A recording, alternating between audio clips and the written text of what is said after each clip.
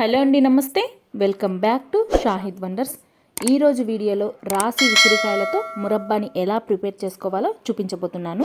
చాలా టేస్టీగా జ్యూసీగా ఉంటుందండి. ఇక లేట్ చేయకుండా రెసిపీ ప్రాసెస్లోకి వెళ్ళిపోదాం. నేను ఇక్కడ 1/2 kg వరకు రాసి ఉసిరికాయలను తీసుకొని నీళ్ళల్లో శుభ్రంగా కడిగి పొడి క్లాత్ పైన ఆరబెట్టేసుకున్నాను. ఇందులో చెమ్మ లేకుండా పూర్తిగా ఆరిపోయేలాగా ఫ్యాన్ కింద ఆరబెట్టుకోవాలి. ఉసిరికాయను ఇలా వీడియోలో చూపించినట్లుగా చాకుతో ఘాట్లు పెట్టుకోవాలి. ఇందులో ఏవైనా కొద్దిగా పాడైపోయినవి ఉంటే చాకుతో కట్ చేసి పడేయండి. లేదంటే మురబ్బ ఎక్కువ రోజులు నిల్వ ఉండకుండా తొందరగా బూజొచ్చేస్తుంది. 1/2 కిలో రాసి ఉసిరికాయలకు 1 కప్పు దాకా బెల్లం తీసుకుంటున్నానండి. నేను ఇందులో షుగర్ యాడ్ చేసుకోవట్లేదు, ఈ బెల్లమే సరిపోతుంది. బెల్లం ఇలా చిన్న చిన్న ముక్కలు అయ్యేలాగా దంచుకోండి, అప్పుడు తొందరగా మెల్ట్ అయిపోతుంది. 6 యాలుకలను తీసుకొని ఇలా మెత్తగా ఫైన్ పౌడర్ లాగా దంచుకోవాలి. ఇది ఫ్లేవర్ చాలా బాగుంటుంది. చూడండి, ఇలా పౌడర్ చేసుకుంటే చాలు.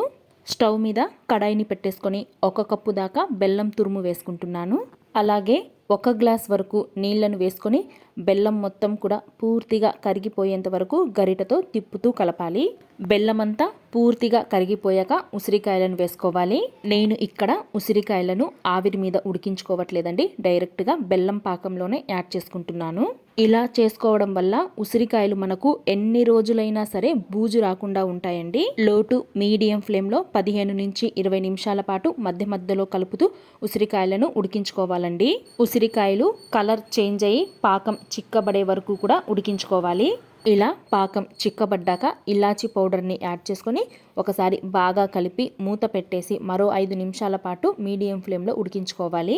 ఉసిరికాయలు సాఫ్ట్గా అయిపోయి పాకం కూడా చిక్కపడ్డాక స్టవ్ ఆపేసి పూర్తిగా చల్లారిపోయేంత వరకు కూడా పక్కన పెట్టేసుకోవాలి. తరువాత ఏదైనా ఒక గాజు సీసాలో వేసుకొని గాలిపోకుండా మూత పెట్టేసి నిల్వ చేసుకున్నారు అంటే మినిమం 6 నెలల పాటు వరకు కూడా అస్సలు పాడవకుండా ఉంటుందండి.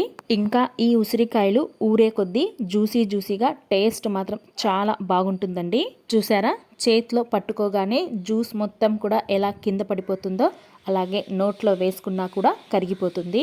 మీకు కూడా ఈ ఉసిరికాయ మురబ్బ నచ్చినట్లయితే మీరు కూడా మీ ఇంట్లో ట్రై చేసి ఎలా ఉందో మీ ఫీడ్బ్యాక్ని కమెంట్ సెక్షన్లో కమెంట్ చేయండి. అలాగే మీ ఫ్రెండ్స్ రిలేటివ్స్కి కూడా షేర్ చేయండి.